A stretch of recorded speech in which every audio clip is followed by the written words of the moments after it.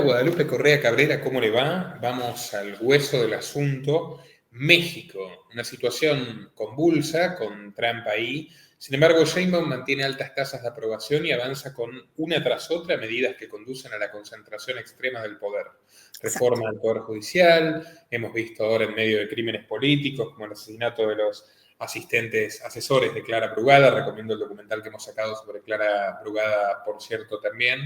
Y ahora, bueno, la curva biométrica, ¿qué se está consolidando en México? La consolidación de la nueva dictadura perfecta de Morena. Claro, claro, pero no sé cómo les vaya a salir porque la dictadura era perfecta y este intento, ¿no? De concentrar con ciertos personajes tan absurdamente corruptos, vinculados a lo peor, y una presidenta sin carisma, con un partido que no le responde a ella, porque al final yo siempre he querido hacer la comparación, ¿no? Del nuevo PRI vestido de guinda con militares, ¿no? Y de alguna forma Andrés Manuel López Obrador sentó muy bien las bases de ese proyecto con los militares, ¿no? Y obviamente de eso se benefició Claudia Sheinbaum. De hecho, la curva biométrica, probablemente no lo sepas, pero lo aprendí porque estuve leyendo varias cosas y haciendo un poquito más de investigación sobre este proyecto. La verdad, a mí me parece escalofriante. De hecho, Genaro García Luna fue el que quiso imponer un primo, ¿no? Un primo lejano de este proyecto. Hablaba de una identificación utilizando el iris, ¿no? Obviamente no estaba tan desarrollado. El proyecto Ángel de Ebrard, cuando Ebrard corría. El proyecto Ángel de Ebrard también ha sido, pues toda esta cuestión de la hipervigilancia que en realidad iba más allá y estaba enfocado en el tema de la seguridad. No decían cómo lo iba a hacer, pero esto va más allá de todo, porque además esto va a estar relacionado con el tema electoral, el padrón electoral, porque ahora la curva biométrica va a ser obligatoria. Claudia nos miente y nos miente, así como nos mentía Andrés Manuel López Obrador, pero esta señora lo hace con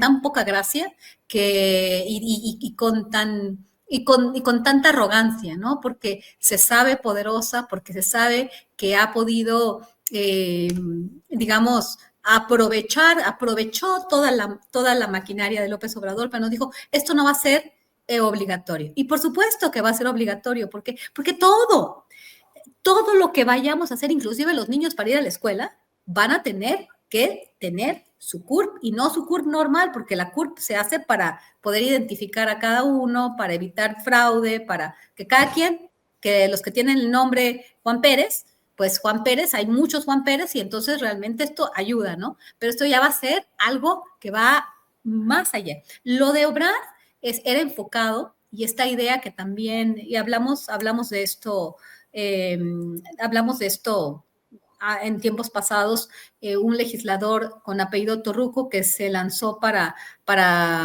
encabezar una de las alcaldías, la alcaldía más rica, si no mal recuerdo, de México, que estaba pues relacionado, ¿no? Con un familiar de Carlos Slim, y además de todo, también su papá, ¿no? Era el secretario de Turismo de Andrés Manuel López Obrador, un tipo de pedigrí que también propuso, ¿no? El tema de las cámaras, ¿no? Porque todo está vinculado. Y vamos a ver cómo está vinculado. Es muy, muy, muy importante que entendamos la magnitud de la aberración y de la concentración de poder, que obviamente esto solamente es un paso más y un paso tremendo, ¿no? Porque ahí sí nos van a meter a todos al ruedo. Y entonces nosotros, como documento de identificación general, tenemos la credencial de elector, la credencial del INE, del Instituto Nacional Electoral. No sé si lo sabías, ¿no? Ustedes tienen un número, una clave de identificación. Nosotros usamos para abrir una cuenta de banco, para hacer cualquier trámite. El INE. El INE. La tarjeta del INE. Y esto lo va a cambiar. Entonces va a ser obligatorio, porque cualquier cosa que tú quieras hacer, hablando, por ejemplo, de la sopa china, ¿no? en el caso de los Estados Unidos, para poder viajar, a mí es lo que más me gusta, o sea, para poder hacer lo que sea en un momento de tiempo, no podías ser una persona normal sin esto. Pero esto va a ser todavía más agresivo, ¿no? Porque los niños no van a poder ir a la escuela, no vas a poder abrir una cuenta de banco, no vas a poder hacer ningún trámite, no vas a poder pagar tus impuestos. Y además, lo más complicado de esta curva biométrica, que obviamente va a tener la información de tu iris, bueno, las huellas dactilares las ha tenido, ya se han tenido, pero esto va a ser hasta la voz, te van a hacer decir algo, o sea, va a ser voz, iris, huellas dactilares, y bueno, no sé qué más, porque yo no entiendo muy bien estas tecnologías, ¿no? Pero bueno, esto ya como muchos de los activistas han estado criticando la obligatoriedad, ¿no? Y obviamente va a haber amparos, pero no sé qué tan movilizada va a estar la sociedad, porque además Andrés Manuel López Obrador empieza un proyecto en el cual hasta ves que estábamos hablando en otro espacio, ¿no? De que Donald Trump parece que estaba pues trabajando para Xi Jinping, pero en este caso la oposición parece que está trabajando para la cuarta transformación y que la cuarta transformación le da aire para que lo peor de lo peor, por ejemplo, el presidente Alito Moreno, ¿no? Del PRI, el presidente del PRI, Alito Moreno, que es lo más deleznable y que aparece y que sigue ahí. Obviamente me imagino que vinculado con Andrés Manuel, vinculado con Claudia Sheinbaum, para hacer de la oposición una burla, ¿no? Hay le dicen la loca del Senado, Lili Telles, la loca del Congreso, no me acuerdo cómo le dicen, que es una legisladora que entró por Morena y que luego se pone a despotricar, que parece una actriz, ¿no? O sea, realmente a mí me parece una actriz que hace ver a la oposición como lo más nefasto, y eso es lo más nefasto que existe, ¿no? Pero no hay una articulación, porque hay mucho que criticarle al modelo de Andrés Manuel López Obrador. Pero la curva biométrica. ¿Cree que el PRI y el PAN caminan hacia la extinción? Sí, definitivamente sí. Aparentemente sí, definitivamente. ¿Serán reemplazados por Verástegui o algo así? Es que Verástegui es otra caricatura, aunque yo pensaba que Trump era una caricatura. Mira que cuando yo estaba en Estados Unidos y en el año 2016 yo escribí para el Texas Tribune, una editorial, y yo decía, este es un payaso, o sea, claro que va a ser Jeb Bush, ¿no? O sea, ¿cómo se atreven a pensar que va a ser un payaso, ¿no? Este tipo es un payaso. Todo lo que decía era una payasada y pues no, resultó ser el presidente de los Estados Unidos. Entonces estamos en un... Era columnista a mis 22 años, 2016, de La Voz del Interior, que es un periódico muy importante del interior argentino que se lee mucho en el campo, y yo escribí una columna donde auguraba que iba a ganar Hillary Clinton en agosto, por ahí. Pero cambié de opinión al final, cuando empecé a observar, vi muchos de los primeros youtubers que había en esa época norteamericanos que hacían entrevistas en la calle, y vi en los barrios populares que tradicionalmente demócratas de Detroit, de Chicago, de los lugares más olvidados, que había un unánime favoritismo por Trump. Entonces dije, de repente gana y ganó, pero ahí al final pensé que iba a ganar. Antes de eso me parecía que era imposible. A mí, o sea, yo fui completamente analfabeta en el análisis político. De hecho, el día de las elecciones en los Estados Unidos, yo en televisión nacional de una televisora ahí colombiana, no, claro que va a ganar Hillary Clinton, no, hice el ridículo como muchas veces. Bueno, toca así para aprender y mejorar todos nosotros, ¿no? Es el obrar diario. Guadalupe, dos preguntas. Una, Ricardo Salinas Pliego, Ajá, ahora parece que es el líder de la oposición, que dijo en Twitter, es pintoresco que se llame Don Ricardo Salinas Pliego en Twitter. Yo lo tengo bien junado a Salinas Pliego porque tiene un contubernio pseudoliberal que se llama Caminos de la Libertad, que le dan premios, o sea, él lava dinero así, digamos, financia a los pseudoliberales del continente hace mucho tiempo. También asociado con la Fundación Naumann, que vive de impuestos de los alemanes, lo cual muy liberal no es, pero bueno. Y dijo, el corrupto de Adán Augusto, que es totalmente corrupto, y ya Pandi deben ser perseguidos y presentados ante la justicia. Los mexicanos no deben permitir que estas escenas de terror sigan siendo la normalidad en el país. Ok.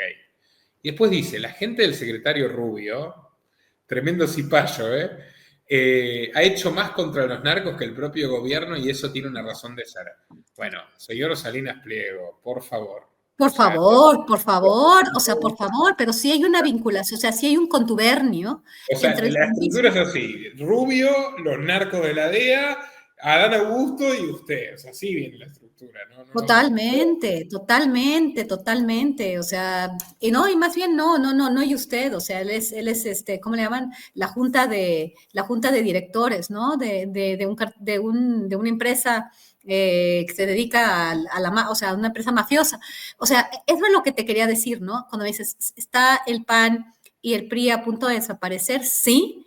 ¿Será Verástegui? No, pero quizás la plataforma sí, porque tú sabes que cuando Ron Johnson llega a México se hacen unas fiestas, también creo que cuando Trump hizo algunas de las fiestas cuando él se inauguró como presidente, ves que hacen varias recepciones y todo, no que estuvieron con Trump per se, pero realmente se están reuniendo con el círculo trumpista, ¿no? Y Ricardo Salinas Pliego es uno de esos actores muy extraños que empieza trabajando de manera muy cercana con Andrés Manuel López Obrador, inclusive, y esto es algo que me llama mucho la atención, todavía no tenemos nuevo embajador de México en los Estados Unidos. Está Moctezuma Barragán, un tipo gris, un tipo que a mí me da vergüenza como un embajador, ¿no? De lo gris y de lo lerdo, de lo torpe que se puede ver y de lo poco que le importa a la embajada, ¿no? Porque obviamente sabemos que los embajadores de México en los Estados Unidos nunca han sido gente de grandes luces, pero de alguna manera o que han podido destacar mucho, porque no se Mandan puede. gente con porte de mayordomo. Exacto, exacto. Pero este tipo es gente de Salinas Pliego. Lo puso Salinas Pliego porque le llevaba la Fundación Azteca, fue secretario de Educación, o sea, a esos niveles, ¿eh? Mario Delgado ahorita es el secretario de Educación. Mario Delgado, que fue el presidente de Morena en tiempos de Andrés Manuel López Obrador y a que le deben muchísima gente muchas cosas. Mario Delgado, ¿eh?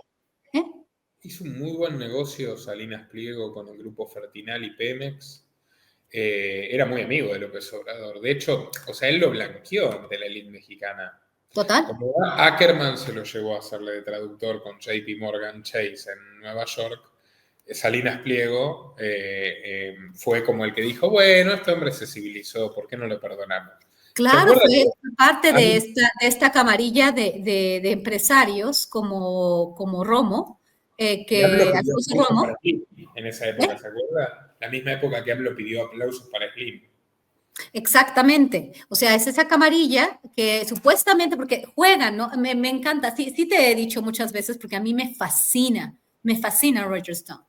O sea, me fascina en el sentido de que son esas grandes cabezas, ¿no?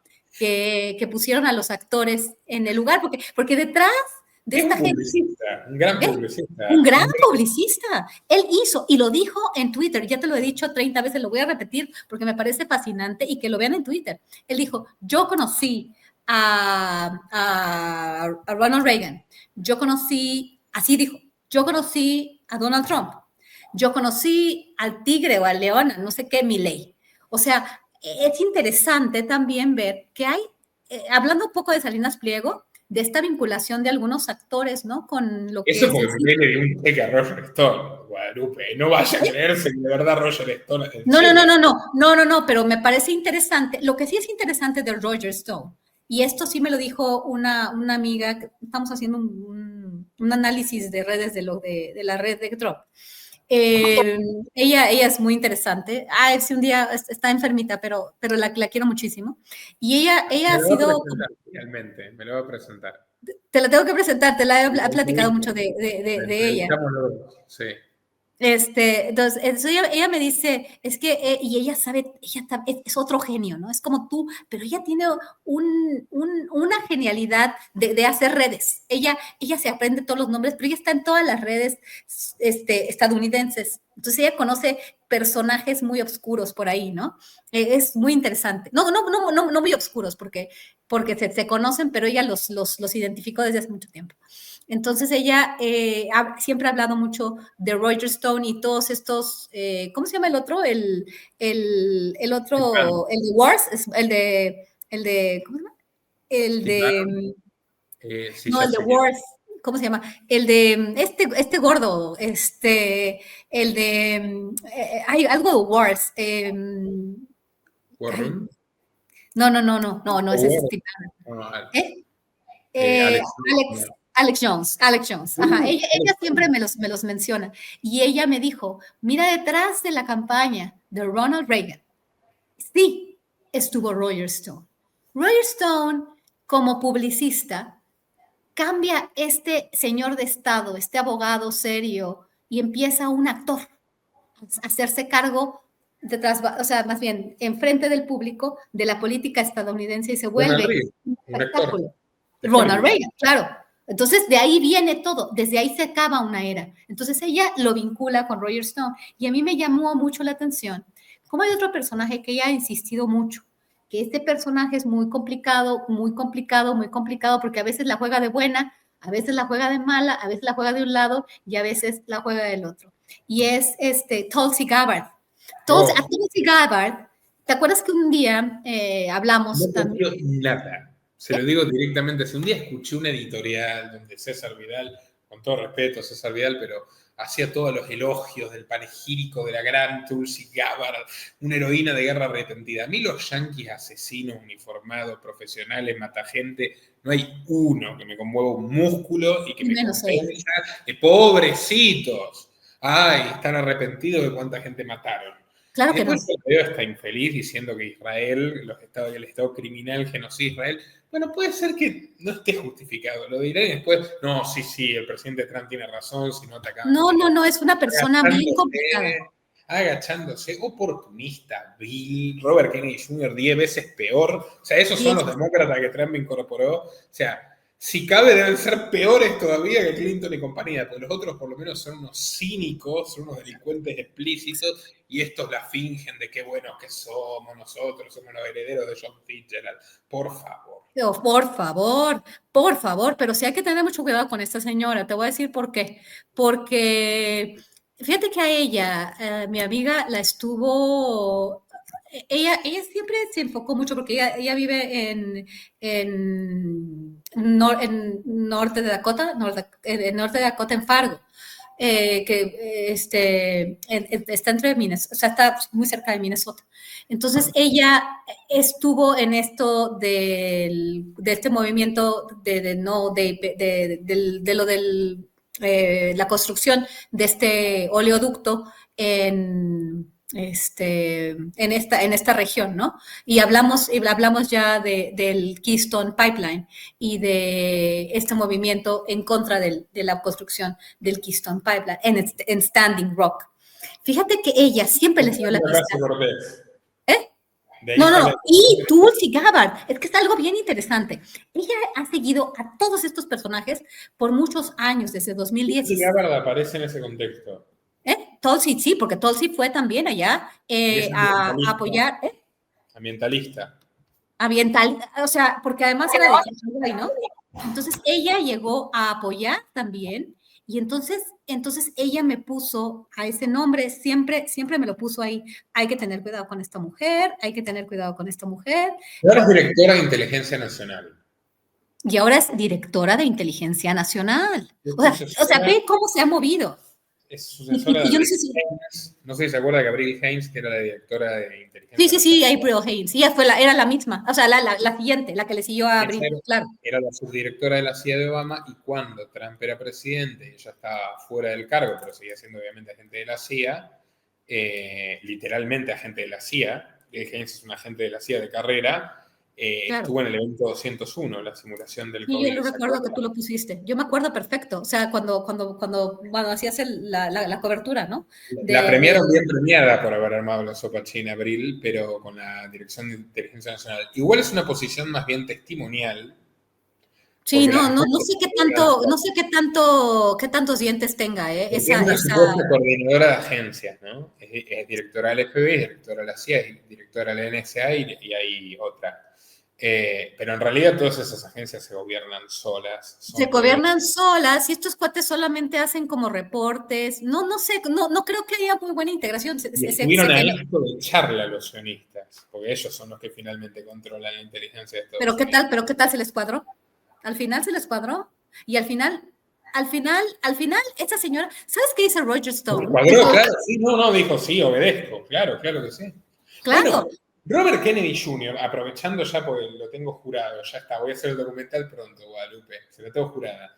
Ese es otro infeliz que dijo que el COVID, sin ninguna prueba, o sea, una temeridad realmente parecía sacada de Alex Jones, que no afectaba a judíos y a chinos. Completamente delirante, una pseudocientificidad total. Bueno, dicho eso, el tipo después ahora agarró y se sacó una foto con la bandera de Israel marchando. Siempre ha sido. Perdone que le diga, pero son de lo peor. Y esos son los antisistemas, ¿no? Que están con Trump. Antisistema. Agachado a las farmacéuticas y ahora quiere que los niños tengan el reloj biométrico. O sea, quiere todo el mundo tenga sus relojes de control biométrico y sus apps biométricas en los celulares. O sea, un nazi. Que claro, ¿qué le iban a pedir a uno que llevaba como candidata a vicepresidente a la accionista de Google, a la jefa? O sea, increíble el tipo. Exacto. O sea, ese es la anti-elite, ¿no? Sí, exacto. Además, y eso todo lo ha aprendido de lo que tú reportas, ¿eh? Porque yo no sabía todos sus detalles. México. Yo no.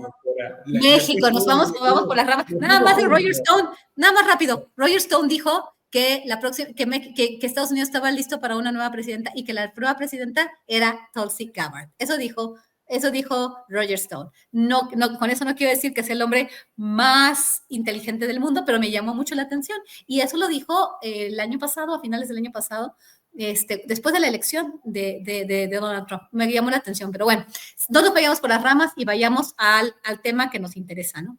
A la curva biométrica. Ahora, otra cosa.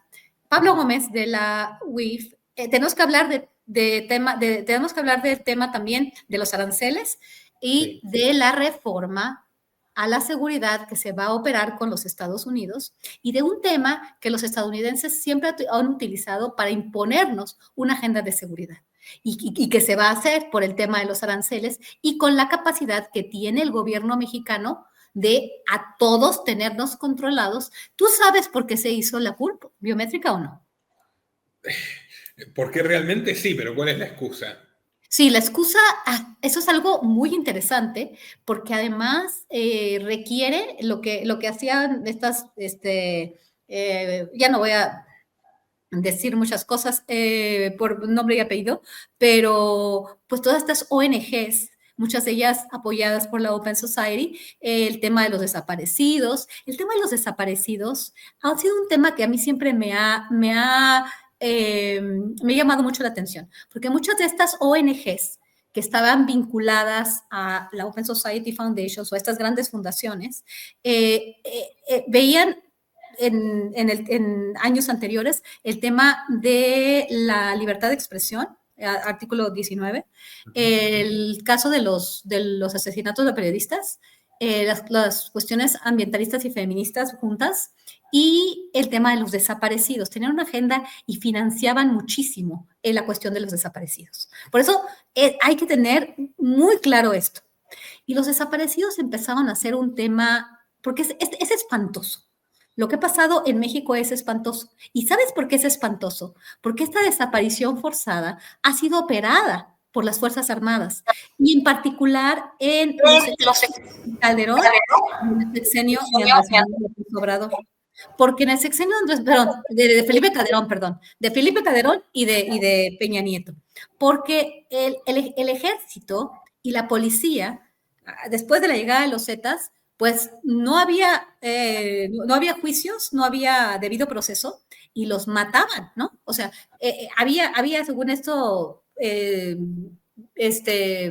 enfrentamientos entre grupos, pero con esta virulencia y la entrada de las Fuerzas Armadas eran las que estaban en contubernio muchas veces con grupos paramilitares o grupos paramilitares criminales como los orígenes del cártel Jalisco Nueva Generación y los Matacetas, pues todas estas enterrar y matar y desaparecer a las personas que estaban vinculadas, algunas de ellas a narcotráfico y otras de ellas, pues había víctimas colaterales.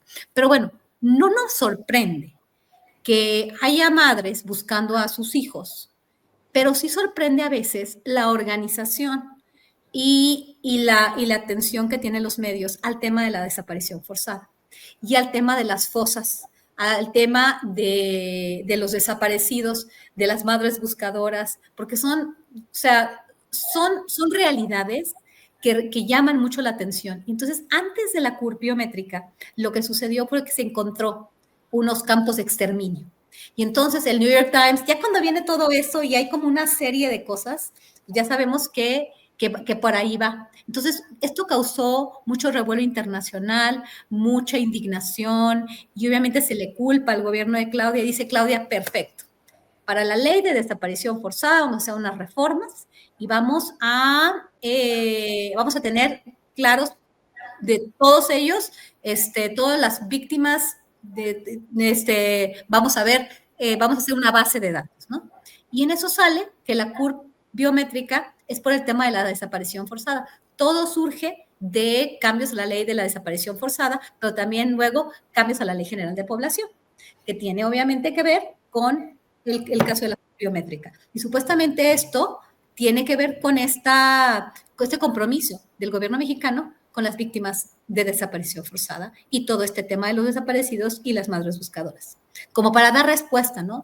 Ella de todo corazón nos va a imponer a todos estos controles, esta supervisión. Además, el Guacamaya Leaks, no sé si tú supiste el Guacamaya Leaks.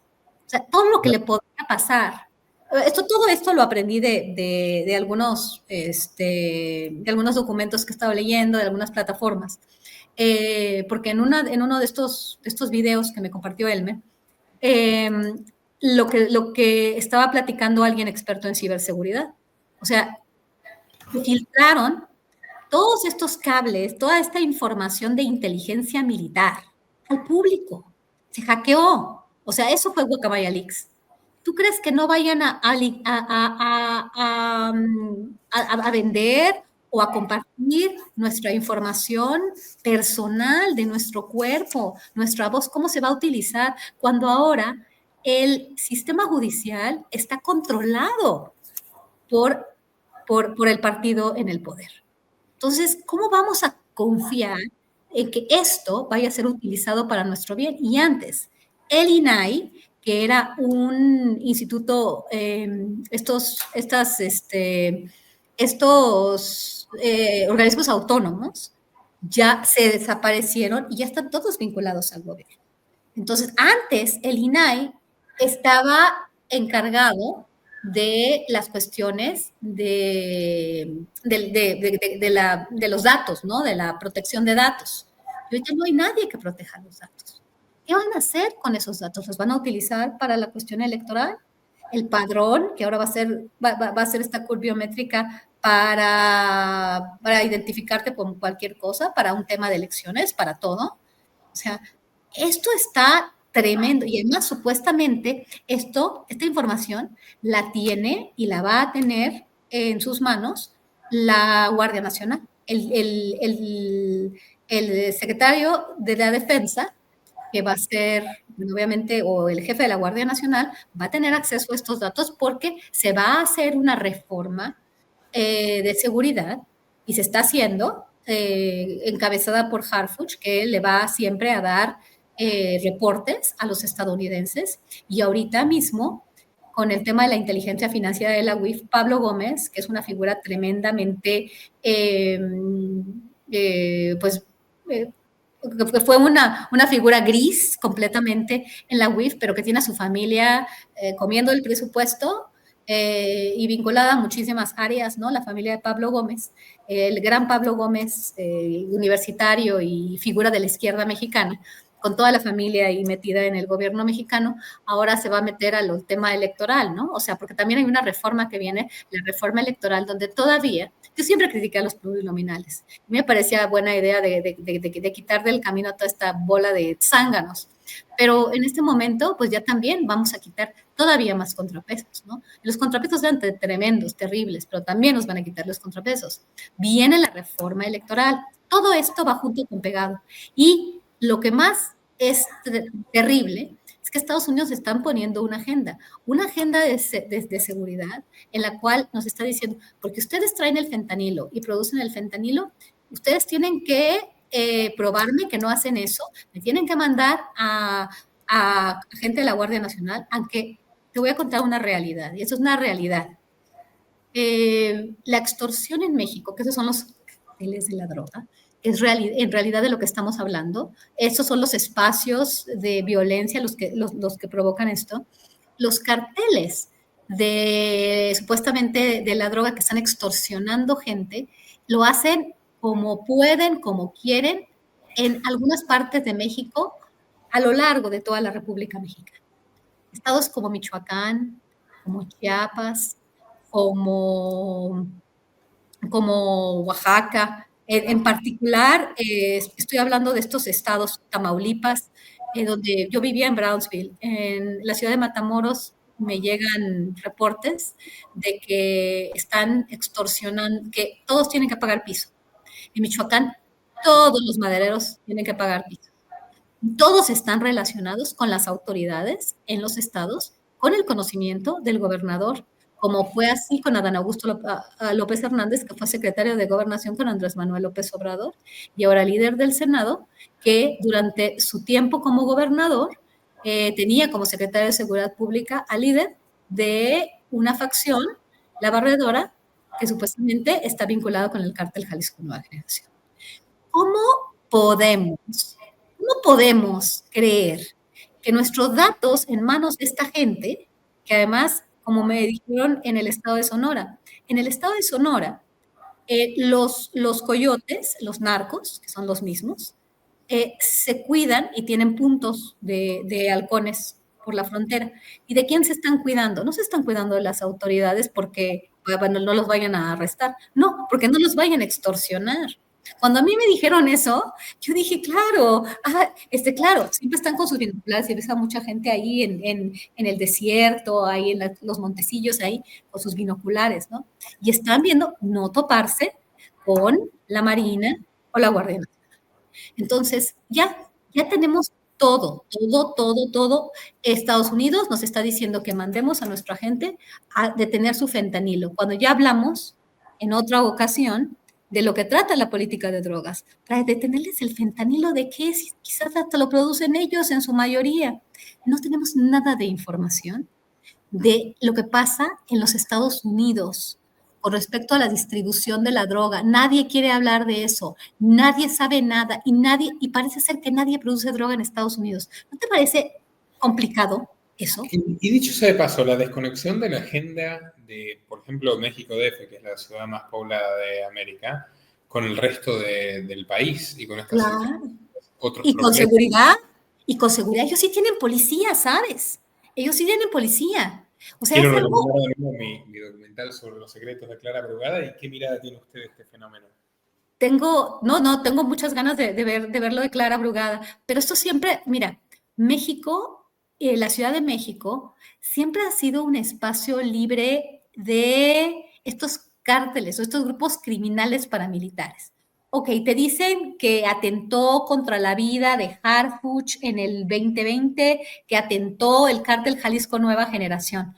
¿Qué es eso? Yo nunca he visto un cártel Jalisco Nueva Generación aquí, supuestamente está aquí, y el cártel de Tláhuac. O sea, claro que son pandillas. Bueno, no son pandillas, son mafias que operan de la mano de la policía o con la venia de la policía. Cuando se pelean, es porque la policía se está peleando.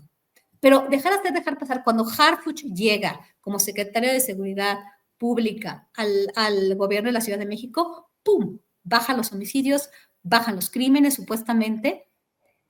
¿Y dónde está la gente? Arrestaron, los metieron a la cárcel, hay juicios.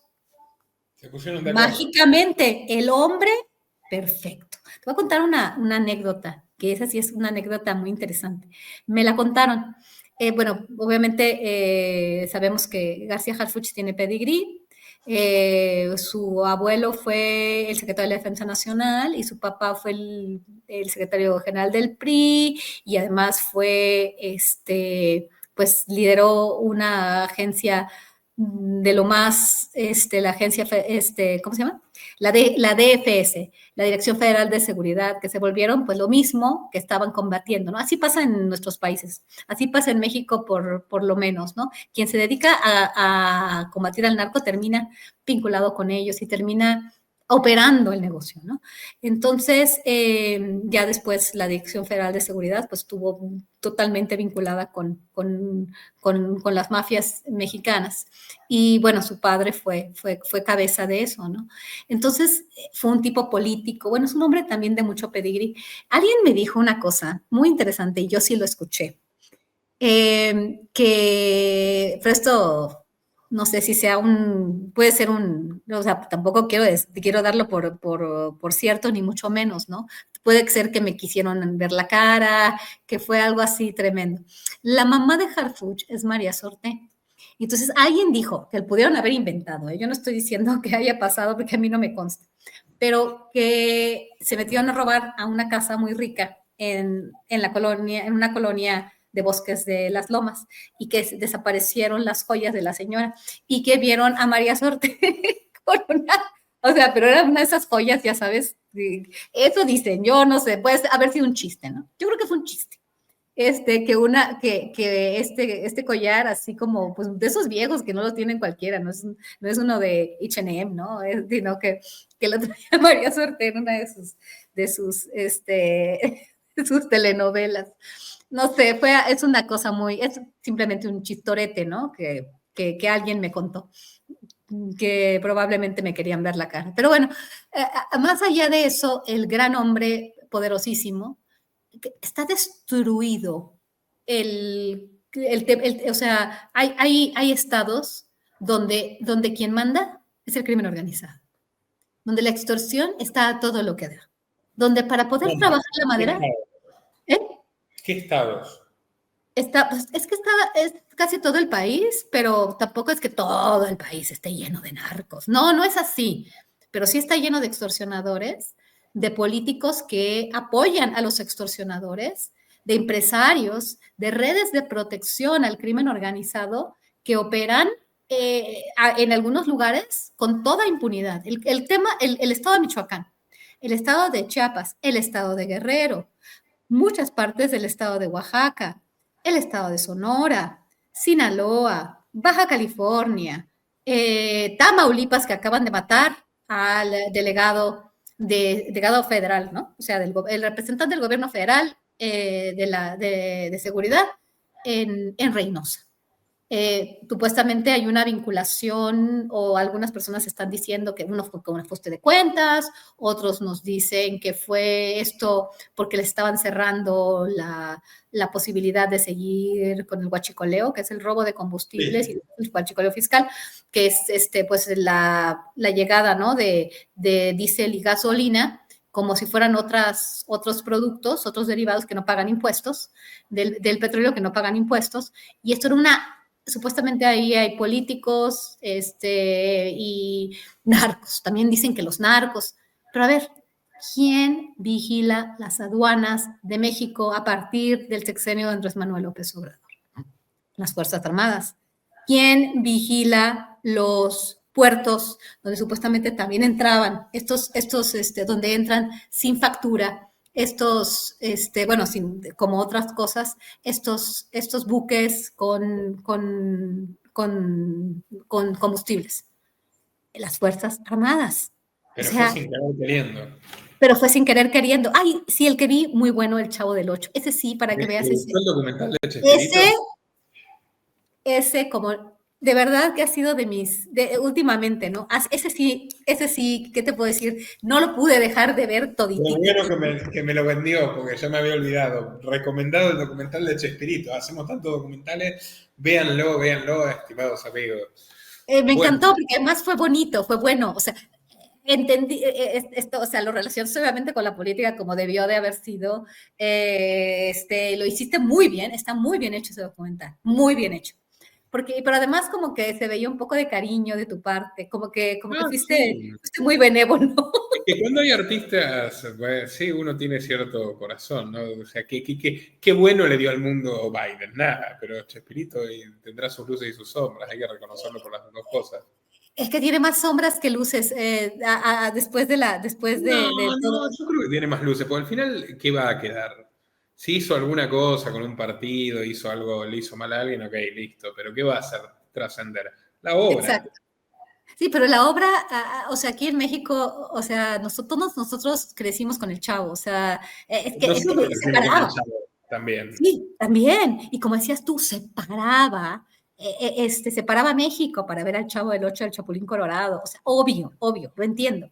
Pero a mí ahora en retrospectiva, cuando empiezan a hacer análisis de lo que significaba para la sociedad mexicana la glorificación de la pobreza, de la flojera, de todos los antivalores que llevan un país realmente a mantenerse estancados, ¿no? La diferencia entre China y México, pues es muy visible. México no ha crecido casi. Y que a mí no me vengan que trató de libre comercio, que Claudia Sheinbaum con pancartas. Mire cómo me acaba de hacer la crítica más formidable a mi documentalito sin darse cuenta, que debería haber tratado más profundamente el aspecto del pobrismo. Lo acabo de percibir ahora, mire qué fino Pero soy.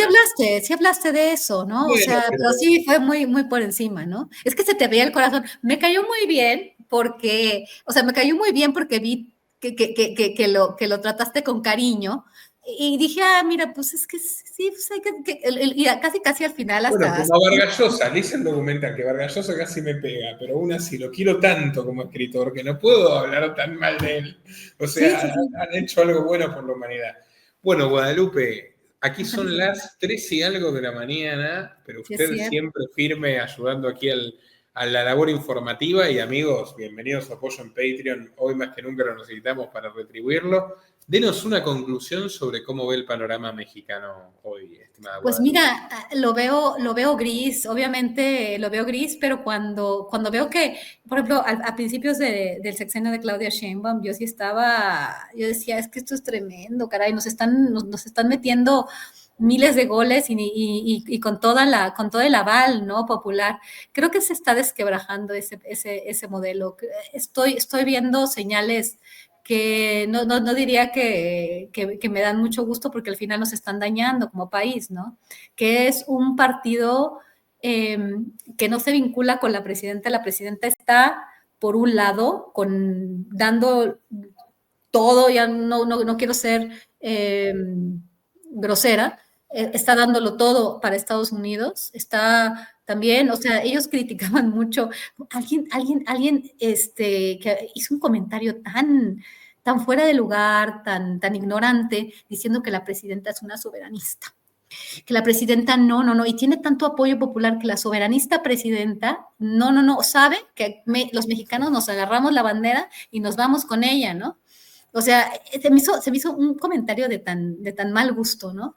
Ya no voy a decir de quién es, pero bueno, alguien dijo esta taradez el día de la presidenta soberanista. Por un lado está esta presidenta vendiendo porque obviamente entiendo que tampoco es fácil ser presidente de México, ¿no? Porque quien quiere ser presidente de México entiende que va a tenerle que dar hasta la ropa interior a los Estados Unidos, porque así es.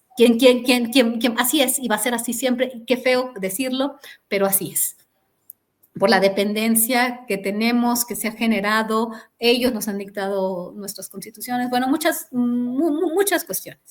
Entonces, por un lado está eso, y por el otro lado, el partido, y empezamos con esto y terminamos con lo mismo, este partido Morena que pintaba para ser muy fuerte, que pintaba para ser el nuevo PRI, yo lo veo que se está desmoronando. Se está desmoronando por la presencia de juniors como Luisa María Alcalde, Andy López, ¿no? Andy López ha hecho trizas, todo porque nunca han hecho nada en su vida, porque siempre vivieron a la sombra de sus papás y realmente nunca hicieron algo, les falta todo. O sea, ¿qué hizo Andy López? ¿Qué hizo Andy López? Creo que produjo unos chocolates Rocío y siempre fue un X. Y ahorita viajecitos, tonterías. No son hombres de Estado, son juniors sin compromiso. Y por el otro lado está la mafia, la mafia de izquierda o la mafia que estuvo con Andrés Manuel, que dejó a Andrés Manuel y que sigue a Andrés Manuel apoyando, que son Fernández Noroña, Alfonso Durazo, Ricardo Monreal, una bola de pillos priistas, a lo más grotesco, y lo hemos visto. O sea, más allá de los viajes, porque además a Claudia le conviene mucho que la gente hable de los viajes, porque el verdadero problema, la corrupción tan brutal, la concentración de poder, ¿y en quién están concentrando el poder? ¿En una bola de ineptos o juniors o ratas con mucha experiencia? O sea, eso es lo que yo estoy viendo ahorita y que está saliendo toda la pudrición, está saliendo y se están destruyendo, y esto nos va a costar mucho, le van a querer mucho el Morena después de esto, doctora. No, pero yo digo todo eso siempre, o sea, ya no, sabes que yo tengo a veces algunas... Ya se rindieron, se dieron por vencidos. No, pues ya no, pues antes me querían, pero ya, es que siempre me pasa eso, como que primero... Conmigo no, nosotros nunca tuvimos problemas, ¿se da cuenta? Nunca tuvimos problemas, digo, yo he modificado un poco mi perspectiva con algunos temas, pero esto no, ahorita ya saben, y de hecho hay algunos programas de los que participo donde se me vienen así a la yugular. Guadalupe es horrible, es de oposición, es de derecha, Guadalupe es así como, o sea, horrenda, ¿no? Y cuando hago igual, qué tristes esas vidas grises. Sí, pero pues así es. Alguien que se dedica, a mí me pasa, gente que vive para verme y odiarme. Y me da dinero, además, a mí, en mi caso todavía es peor, o sea, me miran y me generan dinero y me odian. Mejor para mí, perfecto, o sea, no pueden ser más generosos. Pero en su caso, se están ahí persiguiendo a una persona, así, yo te vi, maldita derechista, están mal. No, yo creo que ese aparato también, o sea, lo que nos pasa en ciertos espacios que son muy vistos, yo a veces pienso que precisamente en el tema de seguridad, porque es un tema muy, muy, muy, muy complicado para el gobierno mexicano. Entonces, en ese espacio viene el chat, pero a todo lo que da, ¿no? O sea, porque todos le caemos mal a la gente. Claro, hay 40 funcionarios de públicos insultándola, claro, no hay que ser naif, no hay gente que lo haga voluntariamente tampoco. Yo creo que hay de todo, pero a mi colega, a Ricardo Ravelo y a mí, como siempre estamos criticando la política, que no le puedes decir nada bueno. O sea, si están extorsionando, si está la cosa como está, pues no vas a decir nada bueno. Si es que son unos no sé qué, y a ver si ellos gobiernan y son lo peor, y Guadalupe, es que a mí me dicen que me parezco a Anabel Hernández, de la cual no tengo absolutamente nada, y me parece completamente distinto el trabajo que hacemos, pero que soy la cascabel y me dicen muchas cosas, pero sí creo que en México tenemos una tragedia tremenda, ¿no? Porque creímos y no son iguales. Ellos dijeron, nosotros no somos iguales, y decía la oposición, a la gente de la oposición, no son iguales, son peores, y yo me enojaba. Pero no, tengo que decir, son peores porque prometieron ser de otra manera, ¿no? Y eso los hace mucho peores. Eso los hace peores. Certero. Muchísimas gracias, doctora. Así que bueno, amigos, difundan este video en todas sus redes y grupos y espero tenerla pronto. Hasta luego. Que te vaya muy bien, Nico, y muy buenas noches. Orwa. Nuestro trabajo depende de tu apoyo. Para que siga siendo posible, realiza tu aporte desde tan solo $3 por mes a través de Patreon, en los enlaces que figuran en la descripción o en el comentario fijado. También podés hacerlo vía Bitcoin o desde la opción Unirte de YouTube. Y si estás en Argentina, elegí el medio de pago de tu preferencia a través de Mercado Pago. Quienes nos apoyen en Patreon a partir de $5 mensuales tendrán acceso a análisis, entrevistas, conferencias y documentales exclusivos. También tenemos opciones para sponsors. Así que publicita con nosotros a través de patreon.com/Nicolás Moraz.